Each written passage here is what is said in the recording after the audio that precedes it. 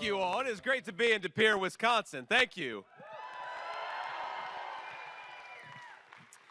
Now, I want to give a couple of notes of gratitude here because this is not possible, of course, without all of you. And I want to thank the CEO of Amerilux, Kurt. Where's Kurt at?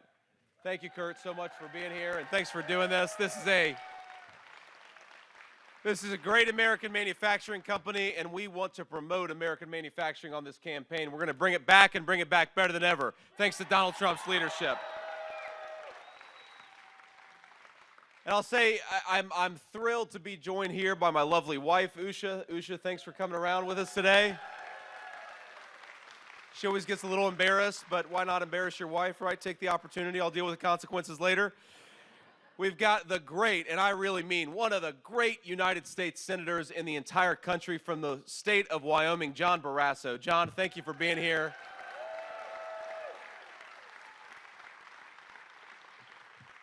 And most of all, I want to say thanks to all of you because in 68 days, thanks to you and thanks to the state of Wisconsin, we are taking this country back. We're going to make Donald J. Trump the next president of the United States. Now, we got to just talk a little bit about the record of Kamala Harris because, you know, she does this thing. She does this thing, Kamala Harris does, where she stands before a crowd like this, and to get a crowd like this, of course, Kamala Harris has to have a rock star or a rapper open for her. And then, you know, before her remarks are even over, they're all heading for the exits. You guys are a great crowd, and I'm thrilled to have you. But look, Kamala Harris, she stands before crowds like this, and she'll say, without a hint of irony or a hint of shame, that on day one, my friend, she is going to tackle the affordability crisis that's affecting American families. And on day one, she's going to make groceries more affordable. And on day one, she is going to make it possible for young people to afford a home. And every single person with an ounce of sense is saying, well, Kamala, day one was 1,300 days ago. What the hell have you been doing on time? And John's been in politics, the great John Barrasso has been in politics a little bit longer than I have. But John, can we think of anybody who can stand for 3.5 years as the Vice President of the United States and pretend that she's not even been in power? Have you ever seen anything like that? Nothing like it in the world. That's crazy. It's the craziest thing. But Kamala Harris, she's done a lot since day one, and that's exactly the problem, isn't it, ladies and gentlemen? She's been doing way too much since day one, and let's run through all of the broken promises and the broken dreams because of Kamala Harris's leadership. Well, number one, earlier today, we were in Pennsylvania talking to some great truckers in Erie, Pennsylvania, and you know what the truckers say is their number one problem? The cost of fuel. Some of you, I just heard say it. And why is fuel so expensive? Because Kamala Harris made a promise that she wanted to ban fracking, she wanted to ban offshore drilling, she wanted to destroy the American energy industry. That's what Kamala Harris said she was going to do, and then she went about for 3.5 years and did it. And now our truckers are paying too much for fuel, but it's not just our truckers. We all know that because our truckers bring everything to market, they bring the groceries to the grocery store. They bring the lumber to the construction site. If the truckers are paying more for fuel, we're all paying more for everything. And that's exactly what Kamala Harris has done. So how about this, Kamala Harris? Why don't you stop destroying American energy? Why don't you stop buying energy from tin-pot dictators all over the world? Let's buy American energy from American workers right here at home, and let's start doing it now.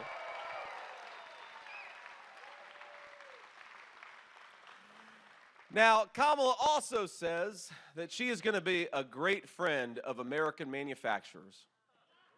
She's going to be, but for 3.5 years, she hasn't done anything.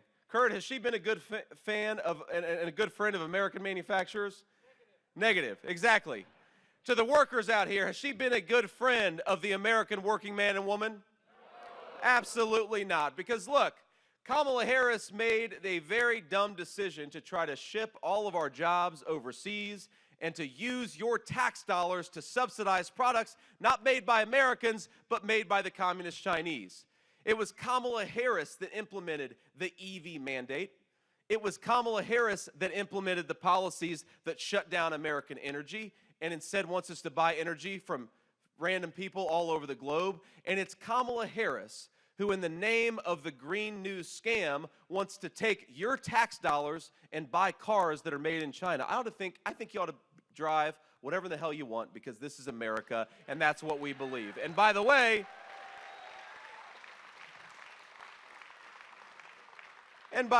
if you're buying whatever car you want, you're going to buy cars made by American workers, because those are the best cars in the world. It's very simple. Now, it's funny, I talked to the president earlier today, and he says hello. Sorry I can't be here with you, but he's running all over the country. I'm running all over the country because we believe it's important to win, so we're taking a divide and conquer strategy. But he said, you know, JD, the crazy thing about Kamala Harris is, even though she said she wanted to defund the police and ban fracking, she said she wanted to shut down American energy, and she wanted to open the border, and of course she's done all these things, Kamala Harris now pretends that she agrees with me on everything. Now, you trust, or if you watch what Kamala Harris is saying, she actually says now that she pretty much agrees with Donald Trump on everything. Now, she's not implementing those policies, by the way. She could, as the vice president, get to work right now if she actually agreed with the president. So she's lying to the American people because she knows that her record is a disaster and her policies are unpopular. But I said to the president, you know, I think I actually know, sir. I know what's going on. She doesn't think she's going to win this race, so she's auditioning for my job. She wants to become Trump's vice president, I think, because she knows the jig is up, but America is too smart for it. We are not going to promote Kamala Harris. We're going to say, you're fired to Kamala Harris, and kick her out of Washington, D.C.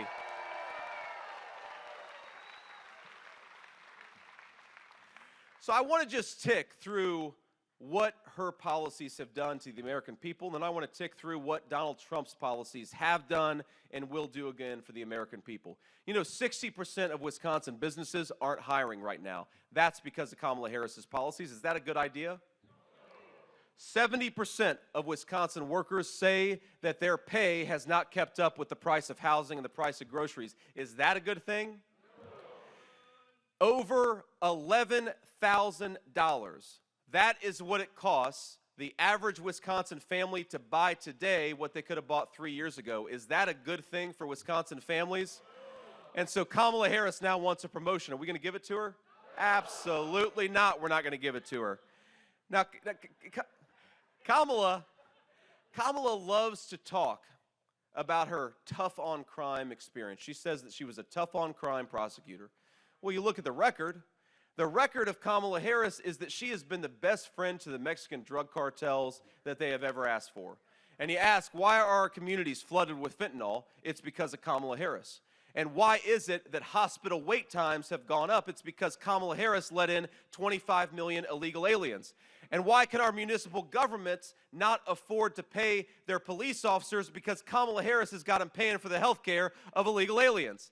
This is not a program, ladies and gentlemen, that works for American workers. This is a program that works for people who shouldn't even be in this country in the first place. And Donald Trump, by the way, Donald Trump has got a different message to the 25 million people who are here in this country illegally. Pack your bags. You're going home in 6 months.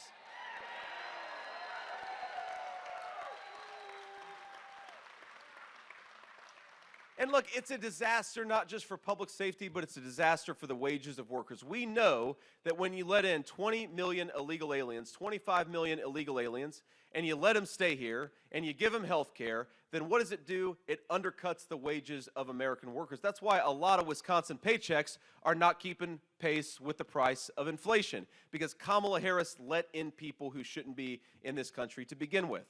That is what she has done. And let's just offer a little bit of a study in contrast here, because, my friends, it doesn't have to be like this. We can do better. This country can do so much better. We just need the leadership of Donald J. Trump, and that's exactly what we're going to do because of the people in this room. Now, compare and contrast. Compare Kamala Harris, opened the border, suspended deportations on day one, and stopped Donald Trump's Remain in Mexico policy. When Donald Trump is president, we're going to re-implement deportations, re-implement Remain in Mexico, and tell people they got to go back where they came from and come through the proper channels.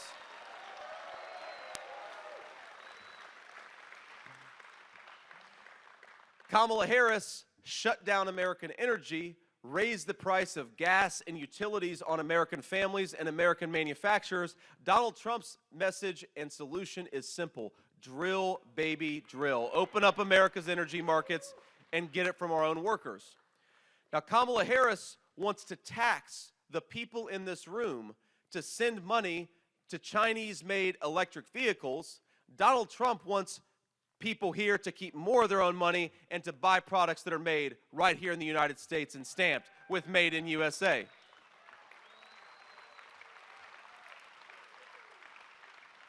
And finally, Kamala Harris would like to reward the companies that ship jobs overseas and raise your taxes.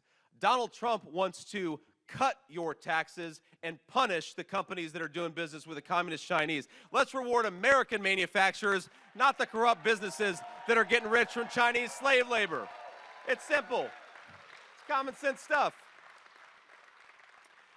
So I want to take some questions from the media here in just a second, but I want to leave you with one final thought here because, you know, getting to run for the Vice President of the United States is the greatest honor of my life. It's the coolest thing. I get to fly around and drive around and see this country from a totally different perspective. And let me tell you the good news.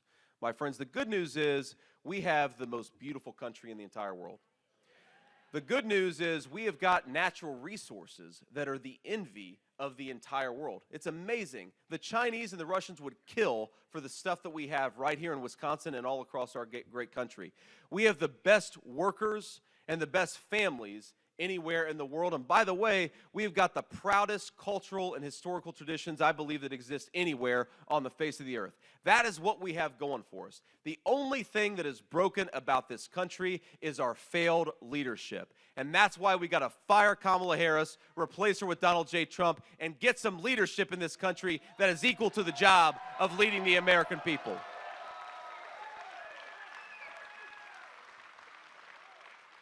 So it's going to start right here in Wisconsin. We're going to win this race. We're going to win Wisconsin. We're going to take back this country, and we're going to do it because of every single one of you. God bless you guys, and thanks for having me.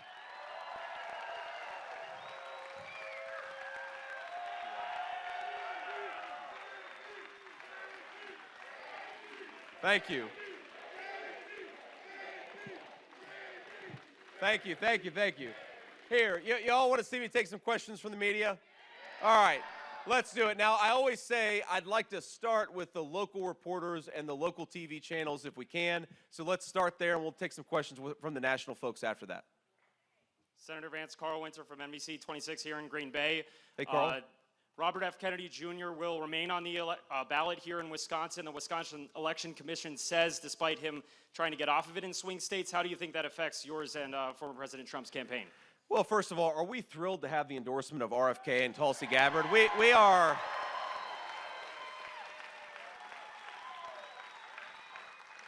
It's funny, as much as the media says that Trump is the candidate of division, the reality is that we, from Nikki Haley and Brian Kemp to RFK and Tulsi Gabbard, Donald Trump is the candidate of common sense and cutting out the craziness, and we're thrilled to have support from across the political spectrum. I mean, look, I think it's ridiculous that RFK has endorsed Donald Trump. He has petitioned to be taken off the Wisconsin ballot, but a bunch of bureaucrats are going to keep his name on the ballot because they think it'll hurt Donald Trump.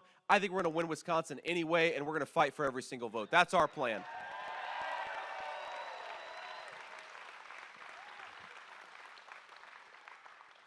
Next question. Hi, Senator Vance. Paul Stino from CBS here in Green Bay. The Harris campaign, in their campaign commercials, when they have, campaigns, they accuse you guys of kind of catering towards rich people more so than middle class when it comes to your economic policies. When you hear that argument, what's kind of your rebuttal to that, or what would be your counter argument to their claim right there? Thank you. Well, look, my counter argument is that Donald Trump is a president for every American citizen, rich or poor. We just want people to have a good life in this country that all of us love. It's that simple. Now, when she says, look, she says that Donald Trump and me are the candidates of rich people, here's my response to that. First of all, I grew up in a poor family. And I grew up in the kind of family that suffers when Kamala Harris and people like her don't do their jobs. And let me just give you one example. We know it gets cold in Wisconsin, right?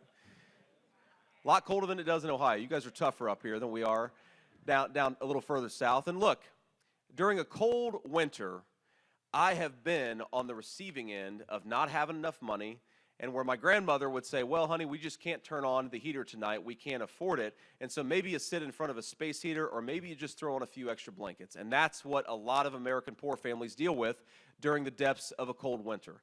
I believe that if you work hard and play by the rules, we are the richest and most prosperous country. Rich or poor, you ought to be able to turn your heater on and heat your homes in the winter. Is that a simple thing that all of us believe in? Now, clearly, Kamala Harris doesn't believe in that because she has pursued policies that are making electricity and utilities go up by 30, 40, and 50%. So when she says that she's the candidate of the little guy can't afford to heat their homes because of Kamala Harris's policies. The little guy can't afford to put groceries on the table because of Kamala Harris's policies, and the little guy can't afford to buy a home because of Kamala Harris's policies. She is the president of a corrupt leadership in this country. Donald Trump is the president of the people, and that's why we're going to win.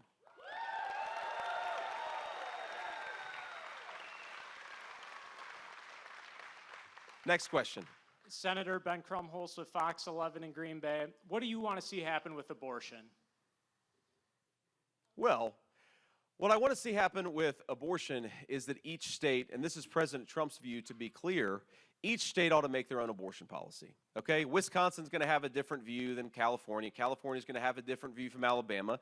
And what the president has been very clear about is he wants the voters to make those decisions in each individual state, and his government is going to focus on lowering prices for American families. His government is going to focus on closing down that southern border and stopping the flow of fentanyl and crime into our communities, and his government is going to focus on bringing peace and stability back to the world.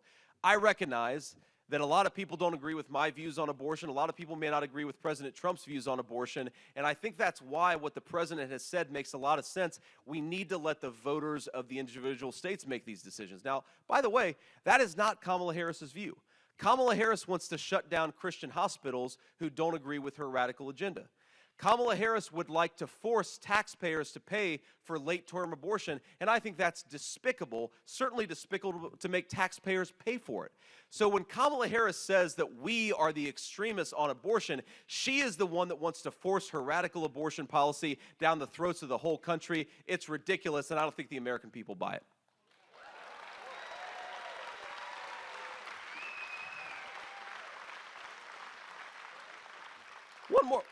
One more point on this, because it's so important. Look, the President of the United States, Donald Trump, believes in American families, and he wants Americans to be able to raise a family in comfort and stability. And I do think that we have become in this country, thanks to Kamala Harris's policies, anti-family. Who wants to start a family if you can't afford a home? Who wants to start a family if you can't afford groceries? Who wants to start a family if you feel like the President of the United States is not looking out for your interests? That is what Kamala Harris has done to this country. President Trump wants to give women and families choices. Let's have a pro-family country. Let's make it easier to bring new life into this world, and let's be a pro-family United States of America. That's our vision. We're going to fight for it.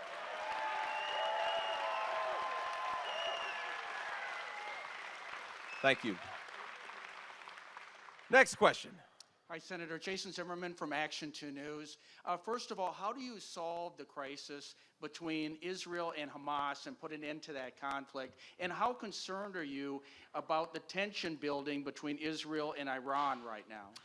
Well, look, I worry about the tension a lot because Kamala Harris has given the Iranians billions of dollars, and they keep on buying weapons and attacking not just Israelis, but they keep on attacking Americans. It's crazy. Stop giving bad guys money. It's not that complicated. It's a very simple principle in American diplomacy. The second thing that I say is, look, it is not our business to micromanage Israel's war in the Middle East. Hamas is an evil organization. Thank you. Hamas is an evil organization. What we should be doing as an ally of Israel is empowering them to wipe Hamas off the face of the earth and get this war over. It's very simple. I think the problem with Kamala Harris's policies is it's like the dumbest of two possible worlds, right?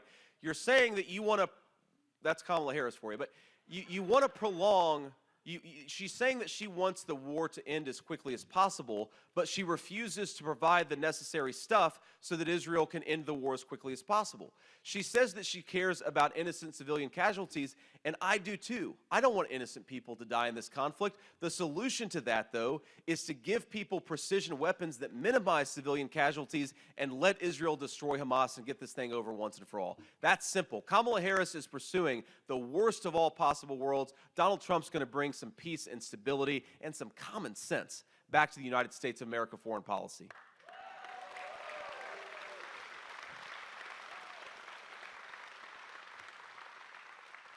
Next question. Hi, Senator Vance. Joe Schultz, Wisconsin Public Radio.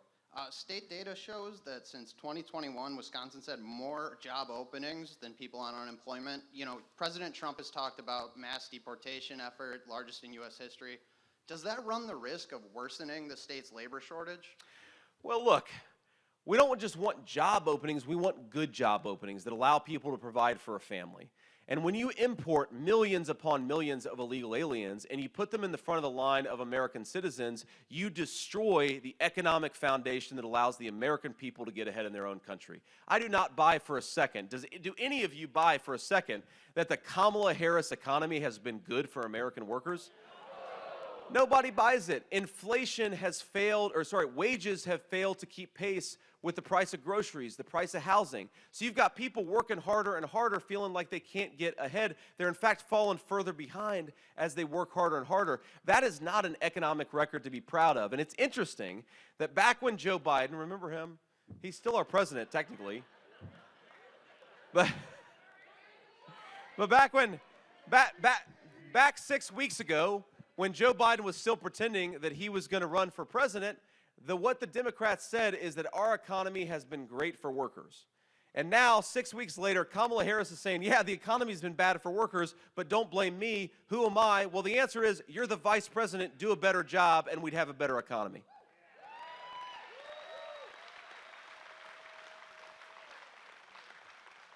Next. Aaron Palish with CNN. Thanks for taking my question. You're speaking at the Firefighters Union. You're speaking at the Firefighters Union convention tomorrow in Boston. I want to ask you a labor question, if you don't mind. Sure. 131 Republican members of Congress last year co-signed a bill supporting a national right-to-work law. I'm wondering how you feel about that law nationally. And then here in Wisconsin, there's also a right-to-work law. Over in Michigan, they repealed a right-to-work law that went into effect earlier this year. Wondering whether you support Wisconsin's policy to keep it or Michigan's to repeal it. Well, look, I'm not going to comment on what Wisconsin should do. Wisconsin ought to make its own decision on this, and Michigan ought to make its own decision on this. I did not sign on to the national legislation that you're talking about, and my view is the best thing for American workers, union and non-union alike, is rising wages, investing in American manufacturing, and investing in American workers, closing down that southern border. That's what workers need more than anything else. Safe communities and high wages, and that's what we believe in. So my message to the firefighters, it's been my same message to the police union. Of course, pretty much every police union in the country has endorsed me and President Trump. My message is, we want you to have safe jobs. We want you to be able to do what you can and do what you need to do without being destroyed by our public leadership. And we want you to have good wages for a fair day's work. That's true for the union workers, and that's true for the non-union workers too. Next question. Yes, sir. Senator Vance, Gary Tenney, Fox News. Opioid epidemic hits close to home for you. And we've seen over the last 4 years how every state has become a border state. Looking ahead, if there is a second Trump administration, what more would you do to address the opioid epidemic along the border, rather, or beyond just the wall? Would you be willing to go directly after the cartels in Mexico, in China, and how would you do that? Well, look, I adhere to President Trump's very simple principle. Kamala Harris wants to let the Mexican drug cartels do whatever they want and go to war against American law enforcement. I think we ought to empower American law enforcement and go to war against the Mexican drug cartels. It's one of the biggest terrorist organizations in the entire world. We cannot let them operate freely in our country. And the other thing that's driving the fentanyl problem, and you're right, I've been affected by this very personally. And so when I think about this issue, I think about all the kids that are praying at the bedside of their mom or dad because their mom or dad just had an overdose. Because I was that kid at one point in my life, and I was very lucky because my mom woke up and we got a second chance with my mom, and she's been clean and sober for almost 10 years. And what a great thing that is. What a great grace. And Mom was going around the campaign trail with me actually the last couple of days. She had a very good time. And, you know, again, I would not have had that second opportunity with my mom if the poison that's coming across today was coming across 15 years ago. We would have never gotten that second chance. And that's what I want. I want more American children to have second chances because we know addiction is a terrible scourge. And some people, they're able to kick it 2 days after they get that habit, and some people it takes years of getting back on the horse, falling off the horse, and getting back on. We just want to promote as many second chances as possible. And here's something else we have to do other than go to war against those drug cartels. We have got to tell the Communist Chinese Party, stop manufacturing this garbage and sending it into our country. And one of the things that Donald Trump doesn't get nearly enough credit for, and there's a lot of things, but towards the end of his last term, he was on the cusp of striking a huge deal that was going to shut down fentanyl manufacturing in communist China, would have saved hundreds of thousands of American lives, and Kamala Harris let that languish. Instead of fighting for Americans, she continued to allow the communist Chinese to make this garbage.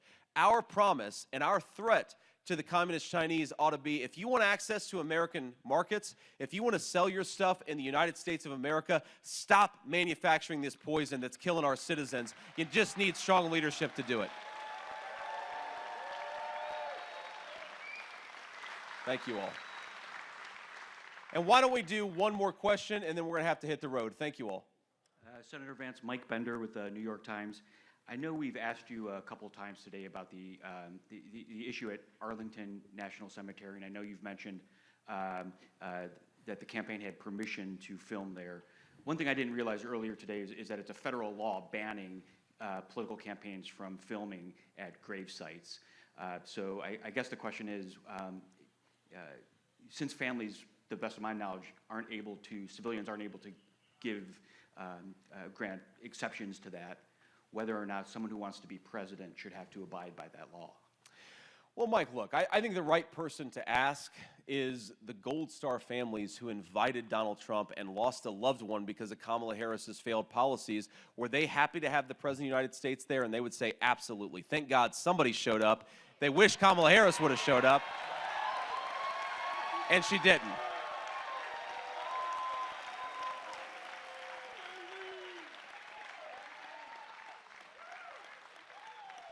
I mean, you guys in the media, you're acting like Donald Trump filmed a TV commercial at a gravesite. He was there providing emotional support to a lot of brave Americans who lost loved ones they never should have lost, and there happened to be a camera there, and somebody gave him permission to have that camera there. This is not a gross violation of federal law. This is a president who did what all presidents should do: show up and provide support to your own people. Thank you, sir. So again, I'm biased. I like Donald Trump. And I know you all do too. But look, ask the Gold Star families. And if there is a scandal here, I cannot get over the press's obsession with this. Because what is the bigger scandal? That Donald Trump was invited to stand by a graveside and actually accepted the invitation, or that Kamala Harris let 13 brave Americans die because she's a failure of a leader? And why hasn't Kamala Harris fired anybody who was implicated in getting those 13 Americans killed? And why hasn't there been a real investigation about why those 13 Americans got killed? I think that's a much, much bigger problem, and that's where the media ought to focus, not on Donald Trump doing his job and showing up as a president should. So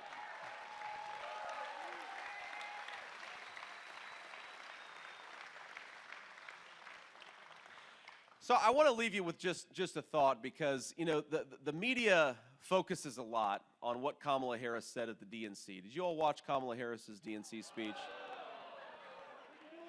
I knew what the answer was going to be. You all are smarter than I did, but I'm in this business, so I had to watch at least some of it.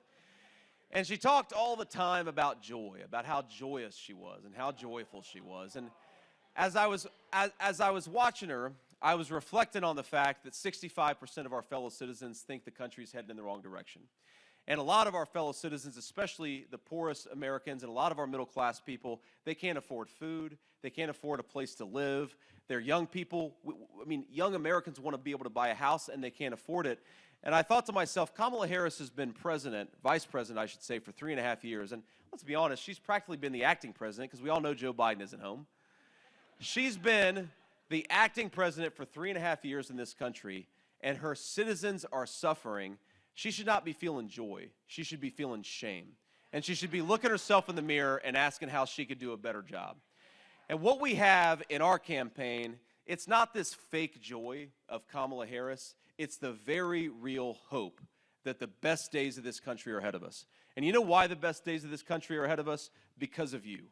Because we have the best people, we have the best workers, and we have an American president, Donald J. Trump, that is going to run and fight for you. He's going to work for you every single day. But if we want an American president who is equal to the task, and we want an American leader who deserves to be the leader of this great country, it's not going to happen. If we sit on our rear ends, we're going to have to work for it.